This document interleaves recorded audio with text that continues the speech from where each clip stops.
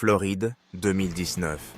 Un appel frénétique au 911 retentit sur la ligne de l'opérateur.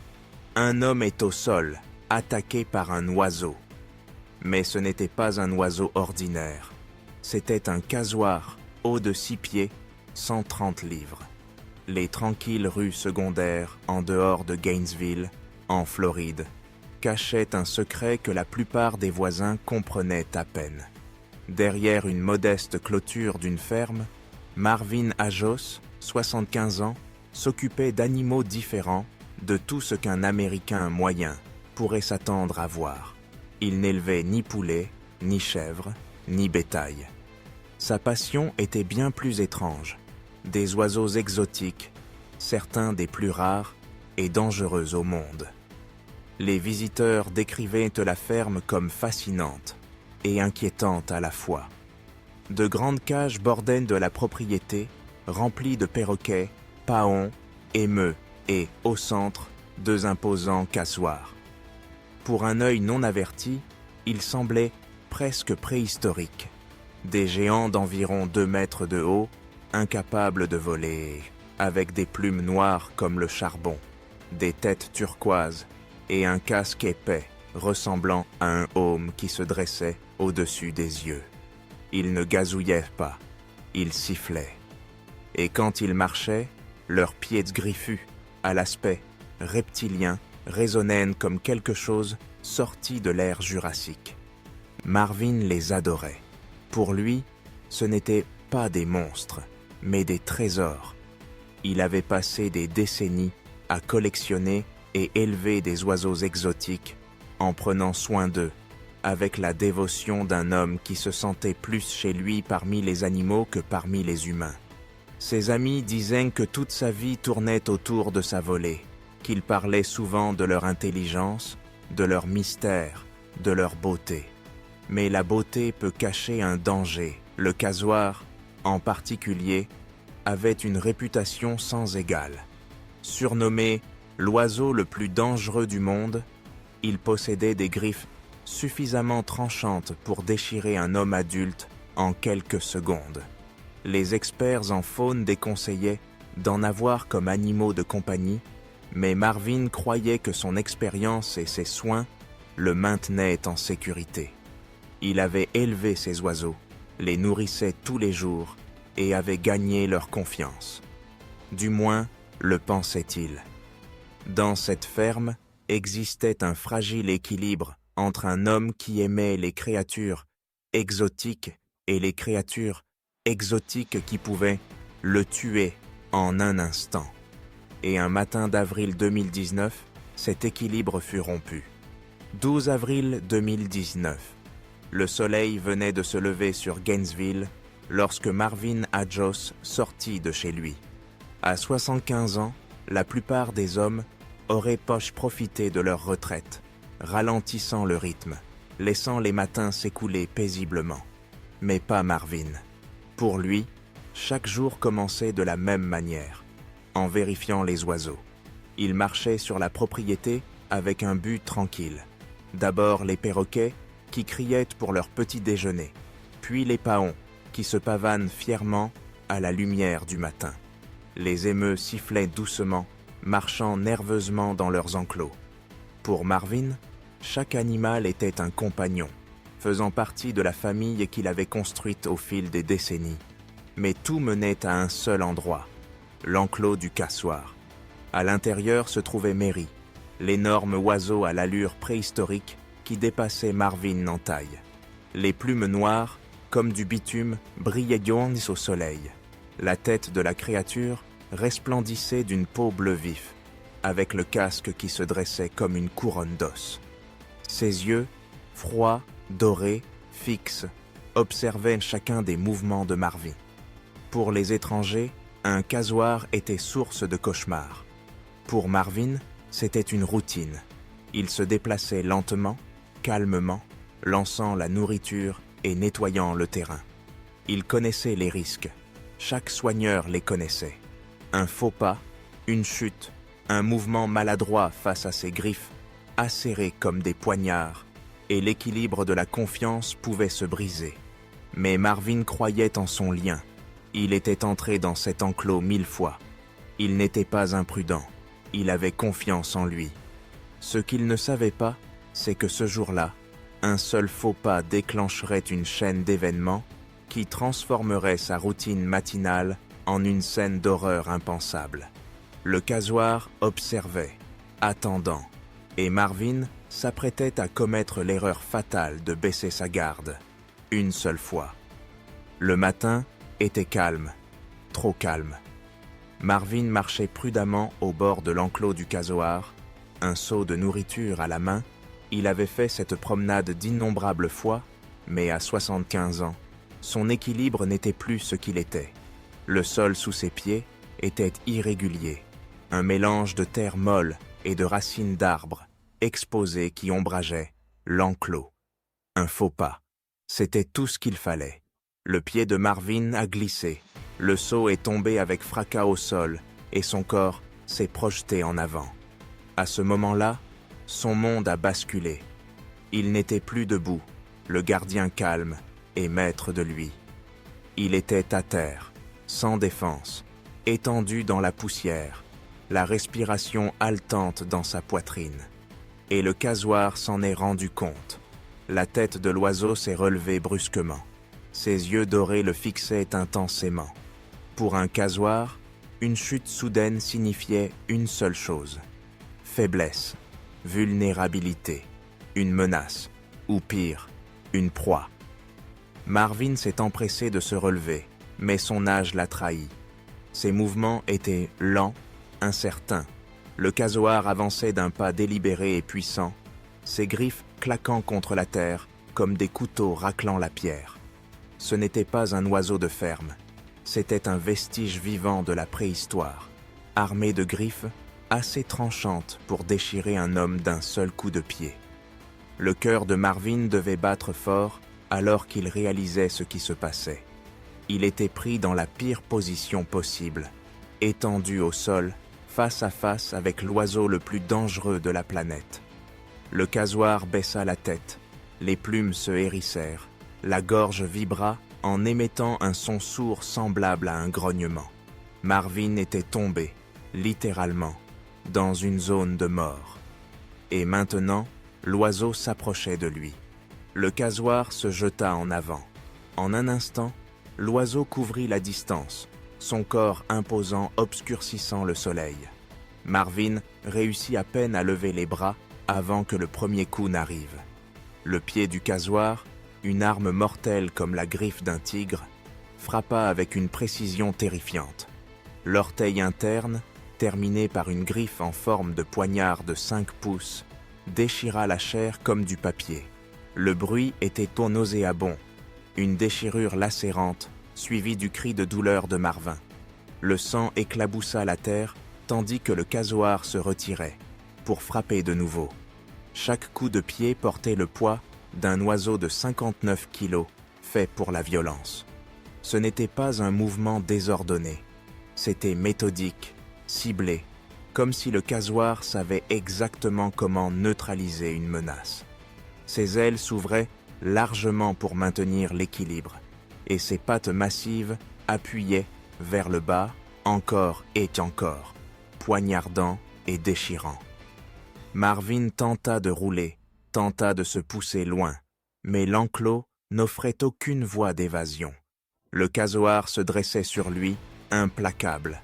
Ses griffes martelaient son torse. Une profonde blessure s'ouvrit dans son abdomen. Ses respirations étaient saccadées, désespérées, tandis que les griffes le lacéraient. Pendant des décennies, Marvin avait élevé des oiseaux exotiques. Il les avait admirés, soignés, même défendus. Mais maintenant, l'oiseau qu'il avait choisi d'avoir, celui que d'autres appelaient un dinosaure vivant, le déchirait avec une fureur préhistorique. Le sol sous lui était rouge. Son corps s'affaiblissait à chaque coup. Et dans ces moments horribles, une vérité était indéniable. Le casoar était devenu le bourreau. Marvin gisait étendu sur le sol, son corps déchiré par des blessures qui saignaient librement sur la terre. Le casoar tournait autour de lui, imposant, sans cligner des yeux, son cou bleu se mouvant comme un prédateur, observant sa proie s'affaiblir. Chaque tentative de Marvin pour se relever provoquait une douleur aiguë à l'abdomen, là où les griffes avaient profondément pénétré. Sa respiration devenait haletante, chaque inspiration un combat, chaque expiration une reddition. Le grand oiseau inclina la tête, l'observant avec une immobilité inquiétante. Il n'avait pas besoin d'attaquer à nouveau. Les dégâts étaient déjà catastrophiques. L'enclos, qui auparavant était un espace où il se déplaçait aisément, semblait maintenant une prison. Les hautes clôtures l'enfermaient, sans chemin vers le salut, sans porte en vue. Les mains de Marvin, glissantes de sang, creusaient faiblement la terre, tandis qu'il tentait de se traîner vers la porte. Juste quelques mètres de plus, juste une chance, mais sa force s'épuisait plus vite que le sang quittant son corps. Dehors, la ferme était silencieuse. Personne n'entendait ses appels. Personne ne courait à son secours. Le temps s'étirait dans un silence cruel, brisé seulement par la respiration haletante et le doux, lourd bruit des pas du casoar dans la poussière. Marvin, l'homme qui avait passé sa vie parmi des créatures exotiques, était maintenant piégé dans l'ironie la plus horrible. Mourir non pas dans les jungles sauvages de Papouasie-Nouvelle-Guinée, mais dans son propre jardin, à la merci de l'oiseau qu'il croyait comprendre. Dans ces derniers instants de solitude, la ferme devint un champ de bataille, et le casoar, le vainqueur incontesté. La lumière du matin se répandit sur Gainesville, projetant de longues ombres sur la ferme de Marvin Hadjos. Pendant des heures, le casoar erra silencieusement dans son enclos, comme si rien ne s'était passé. Mais juste au-delà de la clôture, une horreur attendait d'être découverte. C'est un voisin qui remarqua le premier que quelque chose n'allait pas. La ferme, habituellement animée par la présence de Marvin, était trop silencieuse. Il n'y avait aucun mouvement, ni signe de l'homme qui était toujours réveillé à l'aube. Lorsqu'il appela, il n'y eut pas de réponse. Et alors, il le vit. À l'intérieur de l'enclos, le corps de Marvin gisait immobile sur le sol. Ses vêtements étaient déchirés, sa peau marquée par des blessures profondes et larges. Le rouge vif et terrible du sang avait imprégné la terre. Non loin, le casoar se tenait droit comme un sentinelle, ses yeux perçants fixés sur la scène qu'il avait créée. L'appel au 911 arriva rapidement. Panique, incrédulité et urgence crépitaient dans la ligne. Il y a un homme au sol. Il a été attaqué par son oiseau. C'est un de ces casoars géants. Les ambulanciers coururent sur place, mais ce qui les accueillit fut le chaos. Ils ne purent pas s'approcher immédiatement. Le casoar, 6 pieds qu'aux de muscles et de griffes, marchait encore dans l'enclos, les plumes hérissées, défiant quiconque de s'approcher davantage. L'oiseau qui avait blessé son maître gardait maintenant son corps, un mur vivant de danger. Ce n'est que lorsque l'oiseau fut distrait que les secouristes purent atteindre Marvin. Mais même alors, il était trop tard. Les blessures étaient catastrophiques. Des coupures aux bras, au torse, aux jambes. Les griffes avaient fait leur travail avec une brutalité efficace. Marvin respirait encore lorsqu'ils l'atteignirent, mais à peine. Chaque respiration était superficielle, il s'éteignait. Ses yeux s'ouvrirent un instant, puis se refermèrent. Alors qu'ils le soulevèrent du sol, la réalité devint claire. Ce n'était pas seulement un accident à la ferme. C'était quelque chose de primordial.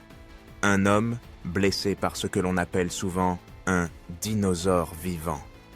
Une créature qui avait transformé sa passion en sa ruine. En quelques heures, la ferme que Marvin avait construite avec fierté fut scellée par un ruban de police et le casoar, son oiseau précieux, n'était plus seulement un animal exotique, c'était une preuve. Voir un casoar, c'est comme voir un vestige de la préhistoire.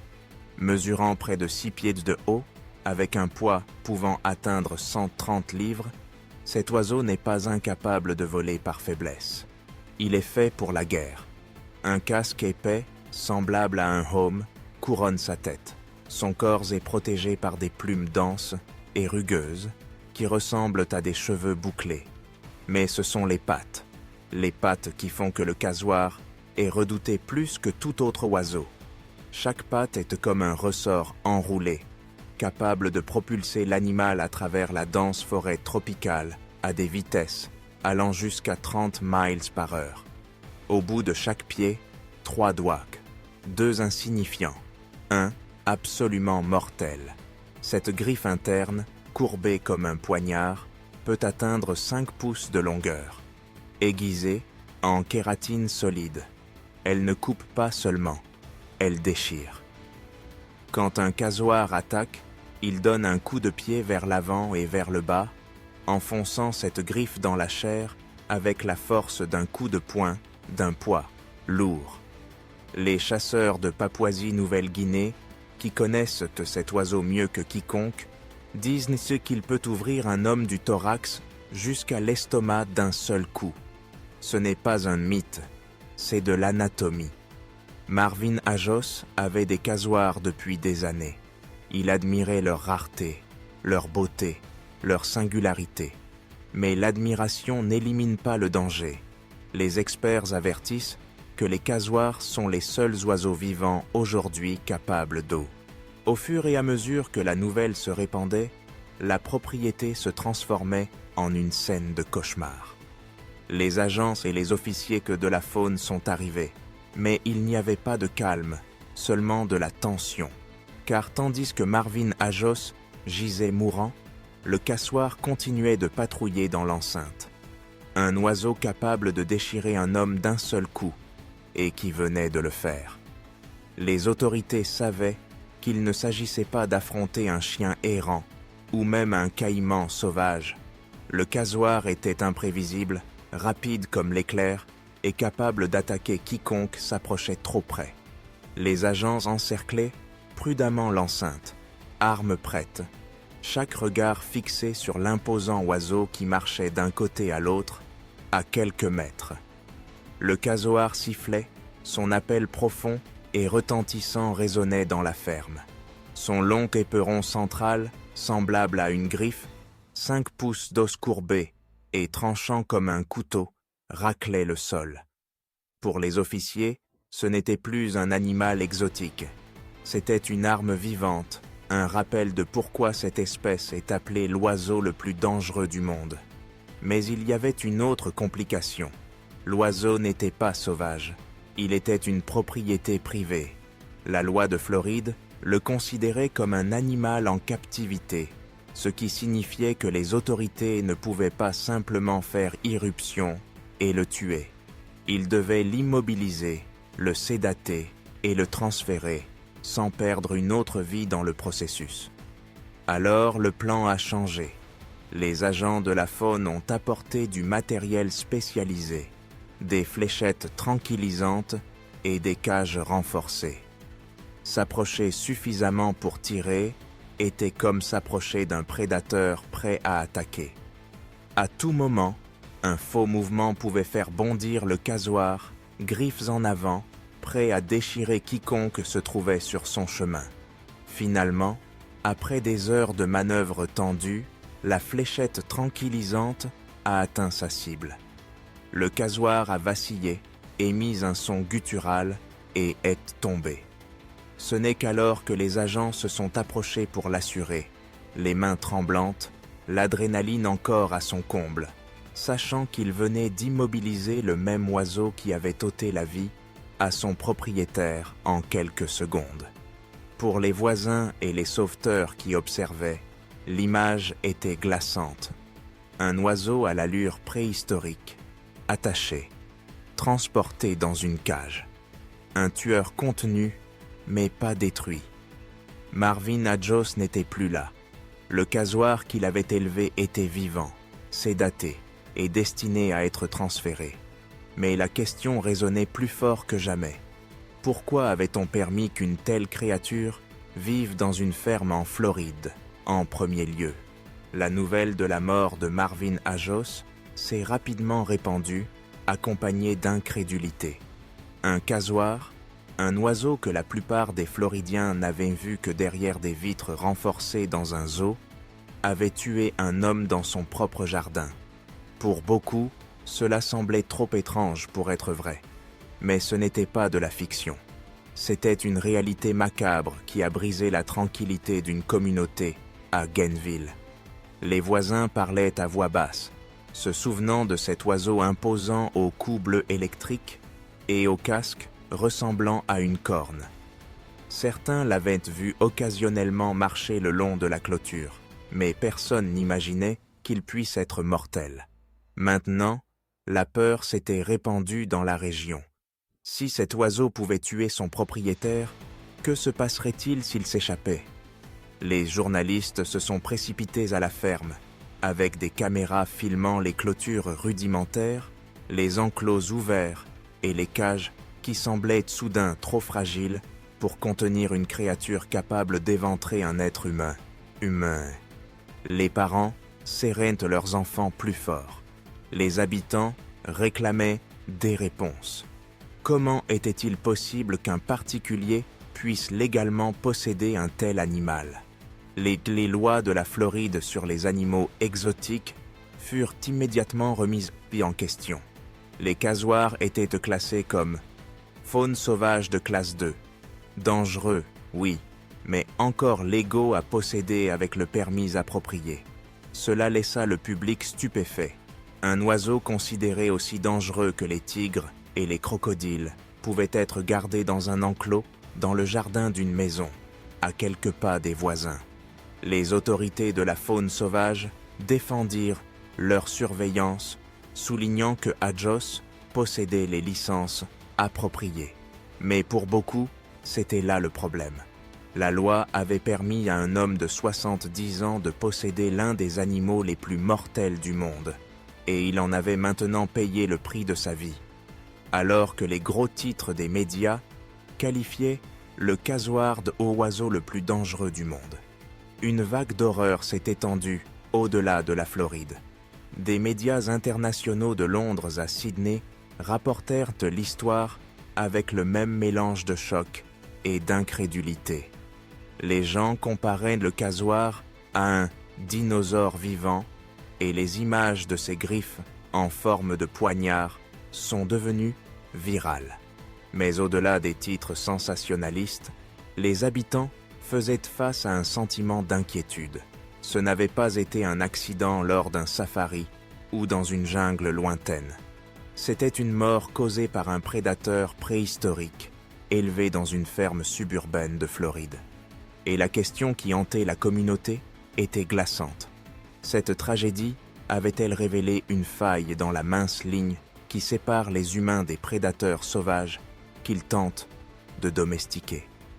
Pour comprendre la tragédie, il faut comprendre Marvin Ajos.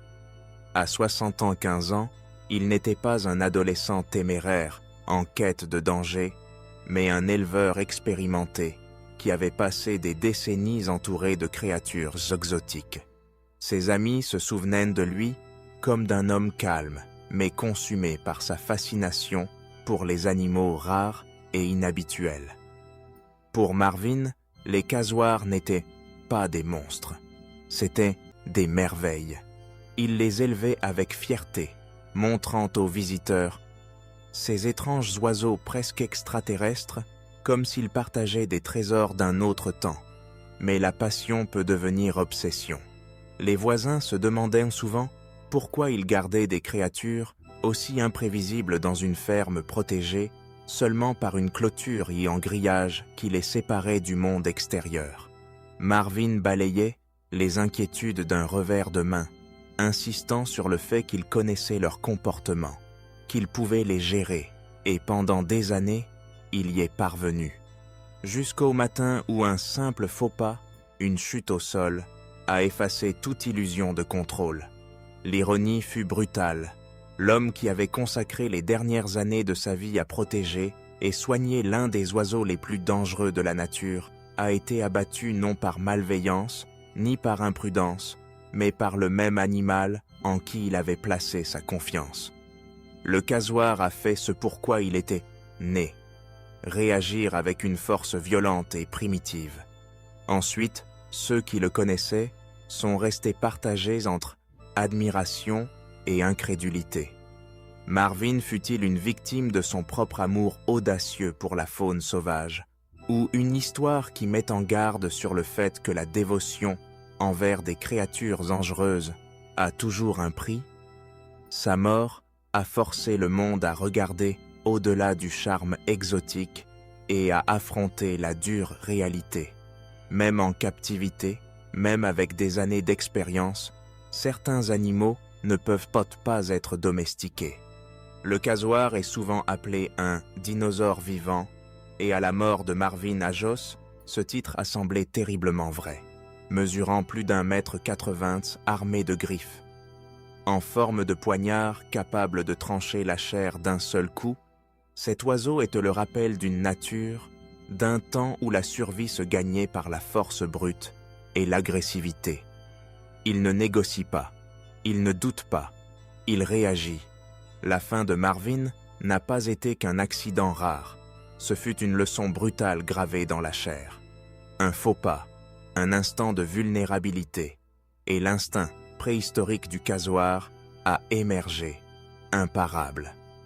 Ce qui s'est passé dans cette ferme de Floride n'était pas de la malveillance.